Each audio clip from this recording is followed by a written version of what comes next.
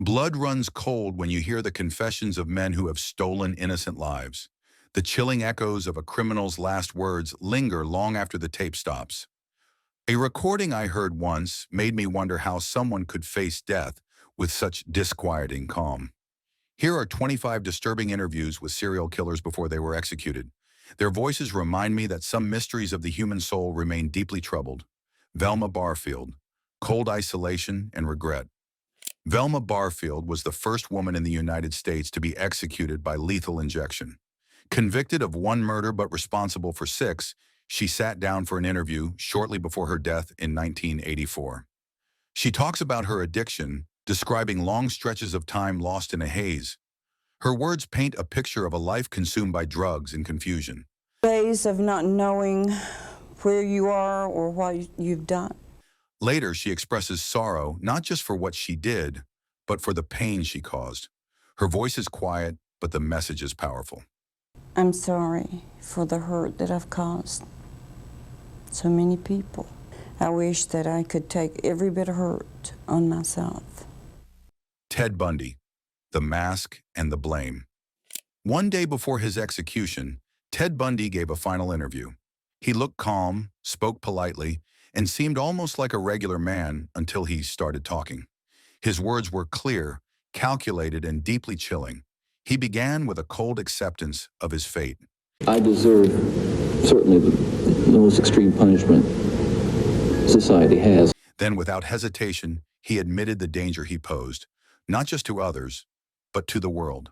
Society deserves to be protected from me and from others like me, that's for sure. When he spoke of murder, there was no emotion, no hesitation, just facts. Each time I'd harm someone, each time I'd kill someone. And when he did show emotion, it was brief, just a distant memory of guilt, long faded. There'd be an enormous amount, especially at first, enormous amount of horror, guilt, remorse afterwards. Timothy McVeigh, a cold and unapologetic perspective. Timothy McVeigh, responsible for the Oklahoma City bombing in 1995, was not a typical serial killer, but the devastation he caused was no less catastrophic. In interviews following his conviction, McVeigh revealed a chilling detachment from the carnage he created. Despite the mass suffering he caused, he showed little remorse, and instead portrayed himself as a man standing firm in his beliefs.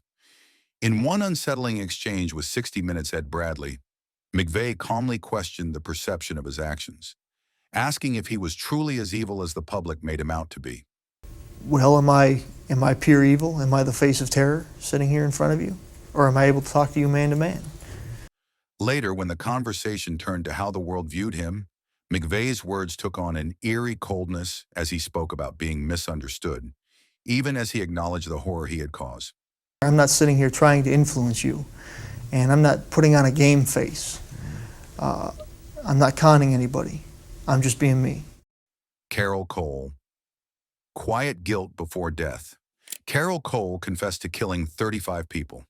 3 days before his execution, he gave a rare interview, quiet, calm, and distant, but with moments of guilt. As the date of his execution drew closer, Cole was asked how he felt about time. His answer was short, but said everything. Fast. When asked why he wasn't fighting to stay alive, his words revealed complete emotional detachment. I just don't care to. But when the conversation turned to remorse, Cole did show something, especially when remembering one specific victim. Especially the one that was the 11-year-old girl way back in 1967. That memory stayed with him, and in a rare moment, he seemed to truly understand what he had taken. It affected me, just because I can just imagine what her life might have been like. Near the end of the interview, Cole was asked if he believed he should die. After pausing, he gave a quiet and final answer. For what I did, yes, I think I deserve to die. Troy Kell, a cold reflection on violence and death. Troy Kell's life was marked by violence, beginning with a murder he committed at the age of 18. As his time in prison progressed, he became desensitized to the brutal world around him, culminating in the stabbing of an inmate over 60 times. In a chilling interview, Kell described his actions without remorse, offering a raw look into the psyche of a man who saw violence as a means of survival. In a candid moment, Kell made a chillingly direct statement about what it meant to take a life, stripping away any pretenses and presenting it in its simplest form. Show it for what it is. You're killing a guy. He then offered a detached justification, suggesting that anyone could find reasons to rationalize their actions, no matter how brutal. The justification, we can all justify our actions in one form. Kell didn't shy away from the cold truth either, reiterating that killing should be faced for what it truly is. The fact is, you're killing a guy. So show it for what it is. Perhaps the most shocking of all, he suggested making executions a public spectacle, as if to remove any illusion of civility from the process. What it is. I think they should take it down to the Delta Center and show the public what exactly is going on. Scott Dozier, the calm before the exit. Unlike most on death row, Scott Dozier didn't fight to escape his sentence. He welcomed it. After being convicted of 2 brutal murders, he became frustrated by the delays in his execution and gave a rare and unsettling interview from prison. What made it chilling wasn't rage, but how calm and calculated he sounded. Early in the interview, Dozier explained how people misunderstood his case and how, in his own mind, he had nothing to be ashamed of. It seems from the outside when you say, how did that guy get to death row? Because you've seen these horrible things. Then came a bleak reflection on life behind bars, a life he described as stripped down to the bare minimum. There's no relationship that couldn't be leagues better. It's every aspect of my life, it's the bare minimum. As he lay in his prison bed, he compared his wish to die to someone facing a terminal illness, not out of despair, but as a personal decision. Cancer, and told me it was miserable and he wanted to stop treatment. I'm not going to argue with him about it. And they believe me. My family believes me when I tell them I'd rather be dead than this. But the strongest moment came when he spoke of his siblings, the ones he loved the most, and the pain he knew he was leaving behind. Not only do I love my brother and sister dearly, but I like them too. Douglas Clark, the blame shifter. When 2 people commit brutal crimes together, it can be hard to untangle the truth. Douglas Clark, convicted of 6 murders in the Sunset Strip killings, spent years claiming that his partner, Carol Bundy, was the real mastermind, not him. In several interviews, he painted himself as a scapegoat caught in someone else's dark plan. In one segment, Clark made a bold claim that Bundy had studied and copied the methods of one of the most infamous killers in history. We've got the proof Carol Bundy copied Ted Bundy's crimes. The LAPD, Detective Orozco, says he sees no similarities between that case and this case. Later, in a moment that shocked many, Clark described one of Bundy's supposed killings and didn't shy away from giving disturbing details. The decapitation murder, where the head was left, entire scripted case. He also spoke about what he believed was an unexpected alibi, a strange and chaotic night he said saved him from being framed. I'm Douglas Clark. I've been on death row for 13 years, been involved in this case since Carol Bundy accused me of her crimes, which were a copycat of this book. Still holding on to his theory, Clark then pointed to what he said was evidence, a book, which he claimed was a blueprint for murder. She copycatted the Ted Bundy case. She killed her partner because they had had a falling out. We're not quite sure why. And finally, as if summarizing everything he thought about the case against him, Clark gave one last jab at those who put him away. So we know that the head wasn't in any apartment sitting on a sink at the date she said it was, because 3 days before she said she saw it sitting on a sink, it was in the alley being discovered. He paused, then delivered the phrase he felt described the whole investigation. Joseph Paul Franklin, a confession from a twisted mind. Joseph Paul Franklin was a white supremacist responsible for a string of racially motivated murders. He believed he was on a mission from God. In this rare interview, recorded shortly before his execution, Franklin gives us a look inside the mind of a man once ruled by hate. He says it all began with a dream, a voice from the unconscious, pushing him to confess. Well, I had a dream that told me to confess to the Richmond Heights case. But it wasn't just guilt. He believed choosing death row was safer than staying in the general prison population. You know, I was kind of in a catch-22 situation, So I chose the former to be, take my chances over here on death row. When asked why he opened fire on people at a synagogue, he blames years of hate-filled literature. Just a misguided sense of right and wrong. I thought I was actually doing the right thing. I've been, indoctrinated. Even while killing, he says he was scared a strange admission from someone who thought he was doing something right. I was really terrified, though. I mean, I was scared while I was sitting there or kneeling there. I'd taken a large nail. For once, there's no deflection when asked if he deserves death. He says yes. Just a real strong feeling of fear, And then it didn't lessen after I committed the crime, because then I was afraid I would be caught by the police. He even speaks of wanting to apologize to the widow of one of his victims, something someone told him not to do. Tommy Lynn Sells in The Cold Logic of Violence. He claimed to have killed more than 70 people, and in this rare interview, he talks about it with the calm of a man discussing the weather.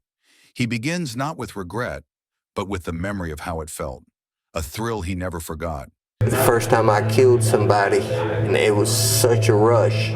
He speaks about knives like a craftsman describing a tool, not a weapon. His face still, his voice even. I like to use a knife. A gun is too violent, too noisy, but just... He admits there's no control, only a craving, as if murder were his addiction. I don't have an on and off switch. I'm just after that drug. I'm after that feeling. He doesn't flinch from what he is. There's no confusion, only clarity in his hate. When you look at me, you know what hate is, because I don't know what love is. Two words I don't like to use is love and sorry, because I'm about hate. He talks about death like a ritual, watching someone fade away as if he were witnessing something sacred. And I like to watch the eyes fade, the pupil fade. It's just like setting their soul free. When asked about violence, his answer is brutal and matter-of-fact. There's no emotion in it. Get your head down in the concrete, then, so be it. But, well, what do you think happened? It cracks like a coconut. He walks through the crime scene with police, reenacting everything. Not rushed, not ashamed, just walking, remembering. And I opened the window all the way up, about like this, and I climbed in. Okay. Even death row doesn't shake him. He sees it as peace, compared to the weight he claims to carry. I have to live with it every day now. When they kill me, at least I'll be free then. He's asked if he wants to say any last words. His answer is as empty as his expression. Gary Ray Bolin, the I-95 killer in his chilling calm. Gary Ray Bolin targeted gay men along the East Coast, earning him the nickname the I-95 killer. In his interview for The Killer Speaks, Bolin appears strangely at ease, even amused as he describes a series of brutal murders. He shows no real regret, only flashes of justification and disturbing self-awareness. Right from the beginning, he speaks casually, almost coldly, about how easy it is to end a life. I'd say it's not hard to kill somebody. You can kill somebody pretty easy if you have the mindset for it. He then recalls a disturbing moment in a victim's home when a video triggered a traumatic memory from childhood. On the screen, it shocked me. And I couldn't believe what I was seeing. It just totally freaked me out. After that, he says something inside him changed. He describes it like unleashing something dark. I guess it just opened up a monster. And from there, the killings became fueled by anger and a kind of rush he couldn't stop. From there on, it was just downhill rage. One of the most disturbing moments comes when he talks about killing Milton Bradley not out of fear, but from being creeped out. I'm gonna this guy up, and I just beat the hell out of him, stuffed his mouth full of dirt and left him. When asked how he felt afterward, his answer is flat, almost emotionless, like it brought him peace. I don't know, I felt all right, There's not really a way to describe it, It just, I guess, relief. Even stealing the identity of another victim is told with a calm, careful tone, almost like bragging. Had his driver's license, birth certificate, social security card. I wasn't going to carry my ID around with my name on it, knowing that the police were looking for me. And finally, after all the running, Bowles confesses, slumped in a chair, no longer hiding and ready to be done. I'm Gary Ray Bowles. That's who I am, Gary Ray Bowles. Edward Wayne Edward, chilling confessions. Edward Wayne Edwards was a lifelong criminal who later turned into a killer. He confessed on camera to murdering his foster son, and what he said left a chilling impression. His words were calm, even matter-of-fact, and that's what made them so disturbing. In the very beginning, Edwards doesn't hide anything. He confesses right away and even welcomes the harshest punishment. I'm responsible for it, and I am wanting the death penalty. Then he goes on to describe the murder itself. The way he speaks about it with no emotion, step by step, is what makes it so haunting. Taking his hand, he's going through the bottom of the duffel bag, trying to find the cigarettes, and I'm standing right here, and I have the sawed-off shotgun. After killing his foster son, Edwards describes just walking away like nothing ever happened. That's the part that really sticks. So I then backtracked. I left him there, left the duffel bag there. He also makes it clear his victim had no idea what was coming, and then comes a line that shows just how cold he really was. Well, he didn't know it was coming. He had he did not know that he was going to get shot. I didn't threaten him in any way. Later, he once again says what he thinks he deserves, and says it without hesitation. I deserve it, and I want the death penalty. But maybe the most unsettling moment comes when he talks about what closure means to him. He paints a very dark, detailed picture of a parent wanting to know their child's final moments. View on what closure really is. You know, you keep hearing people say, well, now you got closure. Okay, is closure... Earl Forest and the crime he refused to own. Earl Forest killed 3 people over a drug dispute, 2 old friends and a deputy. But in his interview, he talks like he's the one who was wronged. He opens up with a tired view of life, claiming trouble followed him no matter where he went. Thinking I could leave California and get away from the shit when the shit's always around. He compares being a drug dealer to fame like he saw himself on the same level as celebrities. You know, it's like you got rock stars and politicians and televangelists. Well, drug dealer gets his own following. Pride surfaces again. Forrest couldn't handle being disrespected, especially by someone he used to trust. You know, it's like I turned 50 years old and she decided I was a punk, you know, and that wasn't happening. He briefly looks back, saying the violence wasn't worth it, but blames it on alcohol and old anger. Like I said, I stayed mad for 1.5 years and was only, you know, I'd start to lose it when I got drunk, and that time I did. Forrest explains one murder like it was just a tactic, cold and calculated. Be cold about it to get her attention. I shot him. When asked why he killed Michael Wells, he gives a reply that's chilling in its simplicity. Because he was there. No emotion, no second thoughts, just strategy. Well, I don't know, you people you leave behind, they tell on you, you know. Even when asked if he felt bad, he shifts the blame to the woman he murdered. Window there of opportunity, and she ran out the front door, and I fired some shots in her direction. And for the deputy he killed, he shows no regret either, only a cold excuse. Well, I just said, come on in, you know. Angela said I was telling her, you know, it's going to be okay, blah, blah, blah, blah. He still believed he lived a decent life. Well, it seemed like, you know, I had 1.5 pounds. I thought I could probably afford it, I guess. Andrei Chikatilo, childhood pain, cannibalism, and delusions of power. Andrei Chikatilo, the butcher of Rostov, killed over 50 people across Soviet Russia. In this quiet interview before his execution, he speaks of famine, cannibalism, and a dream to rule the USSR. He was asked if he ever felt love or care as a child.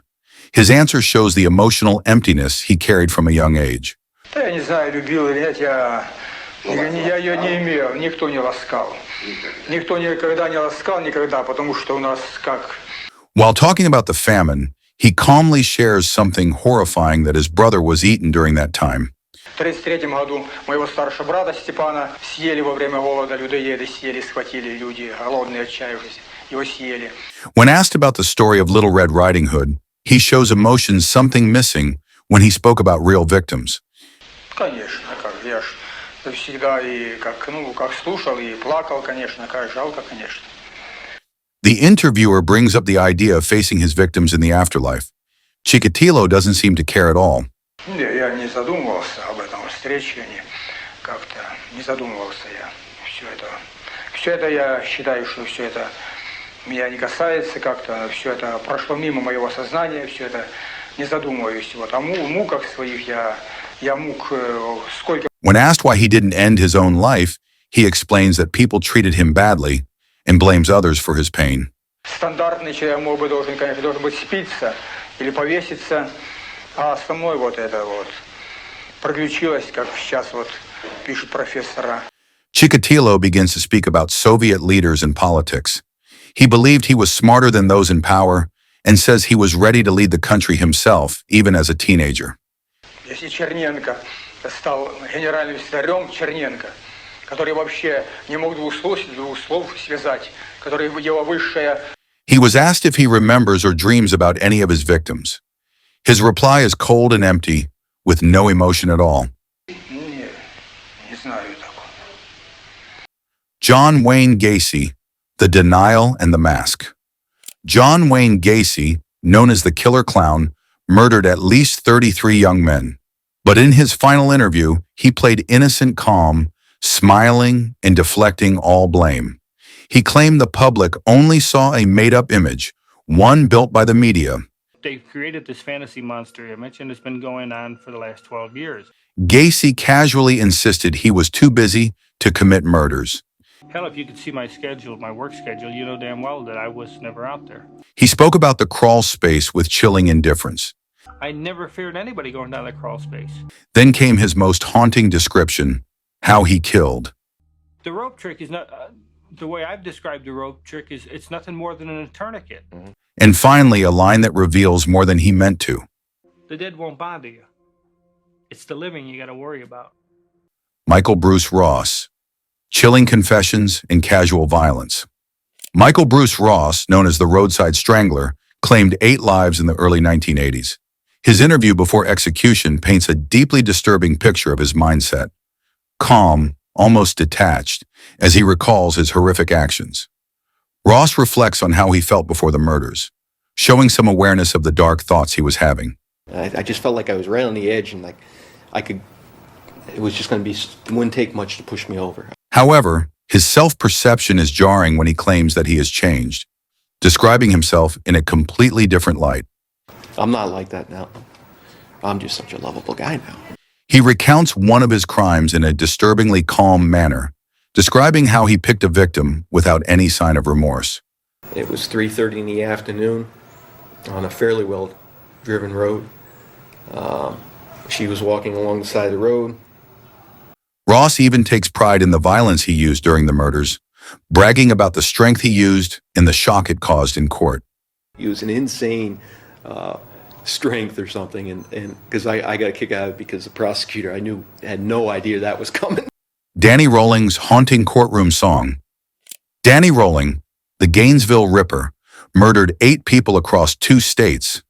But in court, instead of a final statement, he sang a song not of guilt, but of love and longing. He doesn't argue or explain. He politely asks for a chance to speak, unaware or uncaring of how strange the moment is about to become.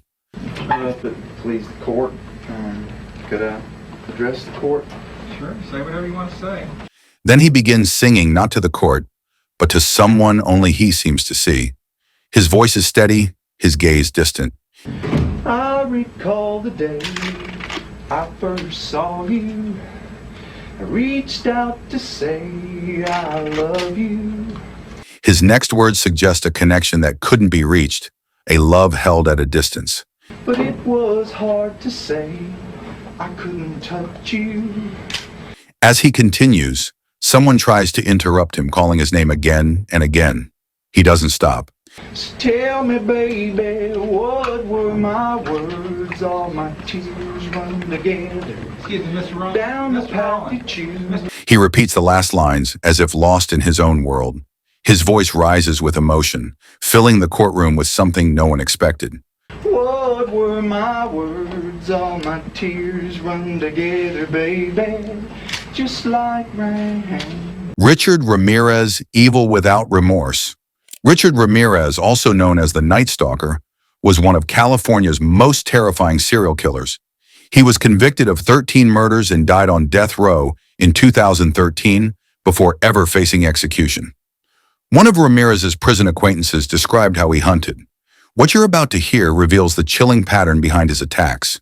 Hide behind a fence and watch his victims at nighttime and wait into the wee hours of the night. And then, while they slept, creep in, like a coward, and kill them. When asked about people, Ramirez gave a cold answer, showing just how distant he was from humanity. They didn't particularly care for people. He also talked about what might turn someone into a killer. What he said gives a disturbing look into his mindset. These things, contribute to a person's frustration and anger. At some point in life, he explodes. But when it came to the question everyone wanted answered, why did he do it? Ramirez gave nothing but a smirk. No comments. No comments. I cannot answer that at this time. One of the lead investigators didn't need much explanation. He believed the motive was frighteningly simple. To kill. That's it. To kill. It's as simple as that. Another inmate shared what Ramirez told him about his twisted fantasies and how he connected violence with pleasure. He needed to associate gruesome violence with sex in order to be completely satisfied. He had to violently fantasize about his victims before he could go away. When Ramirez spoke about his urges, he described them not just as thoughts, but as something that had power over him. They are desires, whereas if I didn't give in to them, I would be crushed by them. Then came a terrifying philosophy, his belief that some people are just born wicked. I believe in the evil in human nature.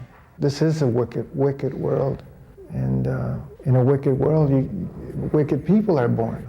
But despite blaming no one else, he also claimed it was up to him alone to choose his path, however dark it was. It is up to the individual like myself to keep on knocking on whatever door they want to get into. Ramirez didn't just act evil, he claimed to believe in it, and said he felt it within himself. Satan is concerned, I believe in a malevolent being. I have felt powers that are evil. And in the end, perhaps most chilling of all, was how little he cared, not even about his own life. I care about myself, really. I don't care about what happens to me. I never did, really. Billy Wayne Coble, a killer who wouldn't answer straight. Billy Wayne Coble murdered 3 members of his estranged wife's family, her parents and her brother, in a brutal attack that shocked Texas. Before his execution in 2019, journalist Susanna Reed sat down with him for his final interview. What stood out wasn't just what he said, but what he refused to say. When asked about his fear of dying, Coble answers in a way that feels more philosophical than personal. His tone is calm, maybe too calm for someone just days from death. Death is death. I said, what is a good way? Could you tell me what a good way is to die? Later, when she asks if he's holding on to hope, he makes it clear he doesn't waste time thinking about what he can't control. I don't have the luxury or the desire to give it any thought. I mean, I have to live for this moment. But when it comes to admitting regret, he dodges. Only when pushed does he offer a carefully chosen answer, not full of emotion, just a plain fact. I accepted I did the murders, yes. I accepted that I'm here for those murders, yes. What makes it all more disturbing is hearing from a child survivor. J.R. Visha, only 11 at the time, remembers how Coble tied him and another cousin to the bed helpless, waiting. He used some rope or something and tied us all to the bedpost, like with our hands behind our back. And then he put duct tape on our mouths. And when Coble returned, it wasn't quiet remorse, it was something far more twisted. He bragged about it. They tell you I killed 3 people? Huh? I would have never believed I'd do that either. So y'all just chalked his argument. For those who had to face him in court, like the prosecutor, the conclusion was clear. There was no mystery left about who or what he was. Frankly, he's a cold-blooded killer. He's evil. And he deserves to die. Bobby Joe Long, interview breakdown. Bobby Joe Long was one of Florida's most dangerous criminals, a serial killer and sexual predator responsible for the deaths of at least 10 women. In this interview, he speaks in a cold, almost relaxed manner. And that's what makes his words feel so eerie. Right from the start, he admits just how many lives were affected. He doesn't sound emotional, only matter of fact. You know, and you're talking about a lot of them, a lot. Then, with a strange, casual tone, he talks about those victims as if their lives were just wasted by accident. A lot of lives just gone right down the tubes because of me. He mentions how it made him feel, but the way he says it doesn't really match the horror of what he did. And it's not a good feeling. It's not a pleasant feeling. I'm not proud of anything I've done. But maybe the most chilling moment is when he admits he doesn't even know why he did what he did. That kind of confusion coming from someone like him is terrifying. And the worst thing is I don't understand why. I don't understand why. Aileen Wuornos, anger, confrontation, and a chaotic mind. Aileen Wuornos' final interview is very different from others. Wuornos is filled with anger and confusion as she argues with the system and prepares for her execution. Her behavior is all over the place, and her words show her troubled mind. At first, she talks very calmly about her death, almost like she's okay with it. Prepared. I'm prepared. I'm all right with it. But then, she suddenly says the police let her keep killing. She believes they made her into a serial killer on purpose. Knew who I was. After Richard Mallory died, I left prints everywhere, and they covered it up. And let me kill the rest of those guys to turn me into a serial killer. She then talks about something strange, claiming she was tortured with sonic pressure in prison. Hey, I was tortured at BCI, and they were using sonic pressure on my head since 1997. Next, she says she believes death will be like a Star Trek movie, where she'll be taken up to another planet. I think it's going to be more like Star Trek, beaming me up into a space vehicle, man. Then I move on, recolonize to another planet or whatever. When talking about her murders, she again blames the police, saying they let her kill more men. And I'm telling you, because the cops let me keep killing them, Nick. Don't you get it? Then her anger breaks out, and she talks about how society, the police, and the system all hurt her. You sabotaged my ass, society, and the cops, and the system. You're an inhumane bunch of fucking living bastards and bitches. Finally, Wuornos ends the interview with more anger, showing her hatred for the society that she feels wronged her. I'm leaving. I'm glad. Thanks a lot, society, for railroading my ass. Brian Patrick Miller, The Zombie Hunter's Chilling Denials. Brian Patrick Miller, known as the Zombie Hunter, was convicted in 2023 for 2 brutal murders in Phoenix. Despite the evidence and a death sentence, he still claims he's innocent. I can't remember everything I did back then, but I know I didn't kill anyone. And then, in one breath, he denies ever killing, and in the next, casually admits to stabbing a woman when he was younger. The contradiction is almost too strange to believe. I've never killed anyone. When I was a teenager, I stabbed that woman. Right. That haunted me for years. Even when he does acknowledge the DNA linking him to 2 murder victims, he talks about it like it's just a strange coincidence, distant, emotionless, like it happened to someone else. The hard part for me to believe is if my semen is with someone, 2 people that are dead. As the officer presses harder, pointing out how strong that evidence is, Miller sticks to the same blank answer, no details, no names, just a wall of forgetfulness. And I don't even recall them. I don't know their names. And finally, when asked one last time to explain what happened, his response is chilling in its simplicity and its emptiness. I don't know what happened. Oscar Ray Bolin, No Fear Left. Oscar Ray Bolin was convicted of killing 3 women in Florida during the 1980s. He maintained his innocence until his execution in 2016. As his execution neared, Bolin was asked how he felt. His answer was cold and distant. A little numb. Instead of explaining his feelings, he turned the question back, making it personal for the viewer. If they told you tomorrow you're dying, how would you feel? To him, death wasn't something to fear. It was a way out. It's my release. My punishment's over. He believed his real death came when he was imprisoned. What followed was just waiting. I like, they killed me 28 years ago when they locked me up.